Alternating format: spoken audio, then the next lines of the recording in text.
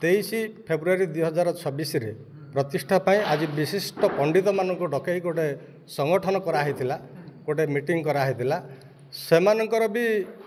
इच्छा आशा भरोसा अच्छी जे फेब्रुआरी 23 यही प्रतिष्ठा उत्सवटा किभली भलसे हो पार से गोटे भल आलोचना करागला ग्रामवासी थिले कमिटी थिले एवं विशिष्ट विशिष्ट पंडित मान भी आसी से गोटे आलोचना करागला उत्सव देखो अंचलवासी समस्त इनविटेशन कराहब तापर विभिन्न आमर यहाँ गंजाम जिलार प्रसिद्ध मंदिर रूप से परिगणित होउछि ये समयक्रम गोटे पर्यटन स्थलीर मान्यता पाइब बोली आम मानकर गोटे आशा भरोसा अच्छी जोटा कि सेटा अति शीघ्र होगापी जाऊँगी बोली आम विभिन्न सूत्रु शुणीचु जोटा कि प्रशासन आउपर भल दृष्टि रखिंट आउ ग्रामवासी साहाय्य सहयोग चली अंचलवासी मंदिर प्रति भल आंतरिकता अच्छी तेणुक आम अति शीघ्र ये मंदिरटा गोटे टूरिज्म प्लेस रे परिणत हो बोली आम आशा करुँ। आमर दीर्घ 275 वर्ष तलर प्राचीन मंदिरर पुनरुद्धार होकर बर्तमान प्रतिष्ठा महोत्सव कार्यक्रम रे आम उपनीत हबू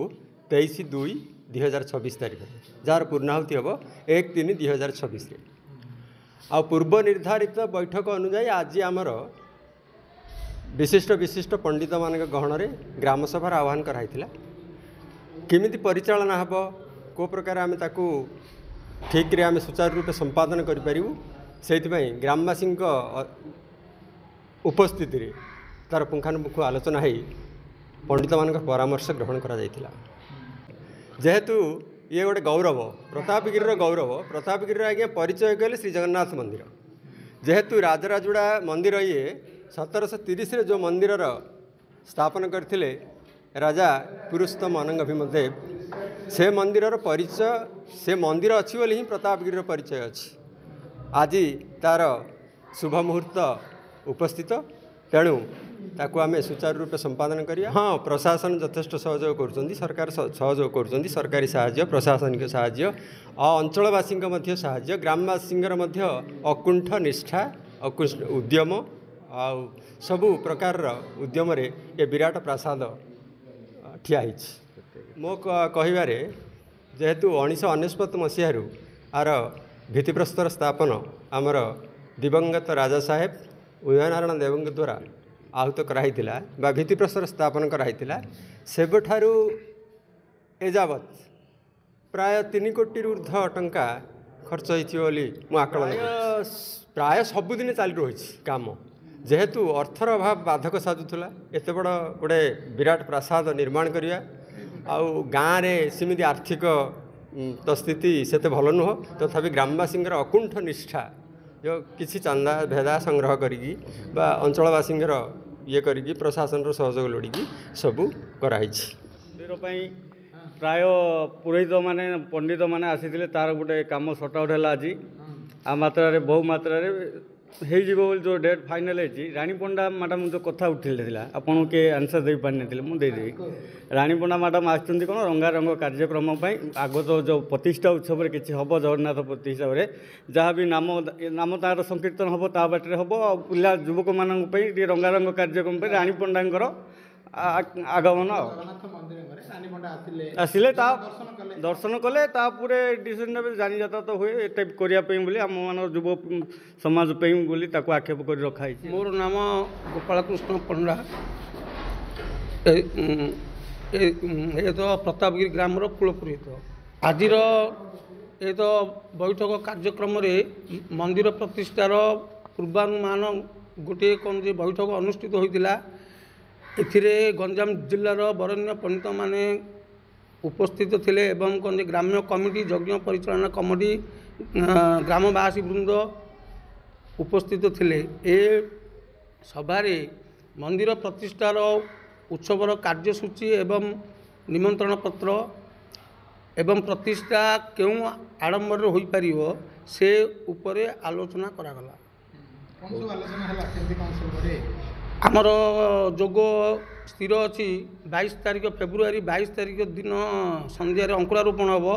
तापर फेब्रुआरी 23 तारीख ठारू मार्च 1 तारीख पर्यंत ଜଗନ୍ନାଥ ମହାପ୍ରଭୁଙ୍କ ମନ୍ଦିର ପ୍ରତିଷ୍ଠା ଉତ୍ସବ କାର୍ଯ୍ୟକ୍ରମ ଅନୁଷ୍ଠିତ ହେବ। ଦୀର୍ଘ 7 ଦିନ ବ୍ୟାପୀ ମନ୍ଦିର ପ୍ରତିଷ୍ଠା ଉତ୍ସବ ଅନୁଷ୍ଠିତ ହେବ। ବର୍ତ୍ତମାନ ପଣ୍ଡିତ 60 ଜଣ ଏ ତ ଯଜ୍ଞ ମନ୍ଦିର ପ୍ରତିଷ୍ଠା ଉତ୍ସବରେ ସ୍ଥିର କରାଯାଇଛି। ଗଞ୍ଜାମ ଜିଲ୍ଲାର ବଛା ବଛା ବରେଣ୍ୟ ପଣ୍ଡିତ 60 ଜଣଙ୍କର ଉପସ୍ଥିତିରେ ଏହି ମନ୍ଦିର ପ୍ରତିଷ୍ଠା ଉତ୍ସବ କାର୍ଯ୍ୟକାରୀ ହେବ। 23 ତାରିଖ ଦିନ ସନ୍ଧ୍ୟାରେ ଅଙ୍କୁରାରୋପଣ ହେବ। 23 ତାରିଖ ଦିନ ଜଳଯାତ୍ରା, ଦୀକ୍ଷା ଗ୍ରହଣ, ଗୋ ପୂଜା, ଆମର କର୍ମାରମ୍ଭ, ଶାଲା ସଂସ୍କାର, ସୂର୍ଯ୍ୟ ପୂଜା ହେବ। ଏହିପରି ଭାବରେ 7 ଦିନ ଚାଲିବ। ଆଉ ଭଲ ଦିନ ଦେଖିକି ଆମର କ'ଣ ଯେ ଏ ତ ସିଂହାସନ ନ୍ୟାସ, ଚକ୍ର ନ୍ୟାସ, ପାର୍ଶ୍ୱ ଦେବତା ଦ୍ୱାରା ଦେବତାମାନଙ୍କର ମହାସ୍ନାନ ଏବଂ ଜୀବନ୍ୟାସ ହୋଇ 1 ତାରିଖ ମାର୍ଚ୍ଚ 1 ତାରିଖ ଦିନ ମହାପ୍ରଭୁ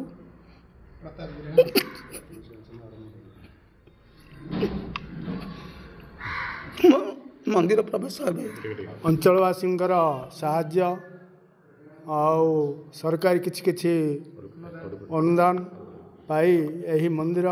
1999 ମସିହାରୁ ଦୀର୍ଘ 26 ବର୍ଷ ବହୁ ବାଧାବିଘ୍ନ ସହ୍ୟ କରି ଏହି ମନ୍ଦିର ଆଜି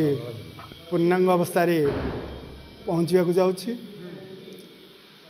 ଯାହାର କି ଗୋଟେ ଦିନ ଧାର୍ଯ୍ୟ କରାଯାଇଛି ମଧ୍ୟ ଆସନ୍ତା 2026 ଫେବୃଆରୀ 23 ତାରିଖରୁ ଆରମ୍ଭ ହୋଇ ମାର୍ଚ୍ଚ 1 ତାରିଖରେ ପୂର୍ଣ୍ଣାହୁତି ହୋଇ ଠାକୁରଙ୍କୁ ସିଂହାସନ ଅଧିଷ୍ଠିତ କରାଯିବ। ସେହିଦିନ ଗ୍ରାମବାସୀ, ଅଞ୍ଚଳବାସୀ